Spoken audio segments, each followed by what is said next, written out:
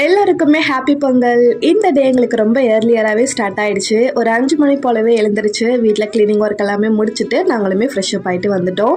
நாங்கள் இன்றைக்கி 9:30 to 10:30 நல்ல நேரம் இருக்குது. ஸோ அந்த டைமில் தான் வந்துட்டு சாமி கும்பிடுவோம். ஸோ அதுக்கு முன்னாடியே வந்துட்டு காய்கறி குழம்பு மட்டும் ஸ்டவ்வில் வந்து வச்சுட்டு நாங்கள் அந்த வெண்பொங்கல் சக்கரை பொங்கல்லாம் பார்த்திங்கன்னா வெளியில் அடுப்பில் தான் வந்துட்டு செய்வோம். ஸோ அதுக்கு மட்டும் வந்து 9:30க்கு வந்துட்டு ரெடி பண்ணிக்கலான்னு சொல்லிவிட்டு அதுக்கு முன்னாடியே எல்லாத்தையும் வந்து ப்ரிப்ரேஷன்லாம் பண்ணிகிட்டு இருந்தோம்.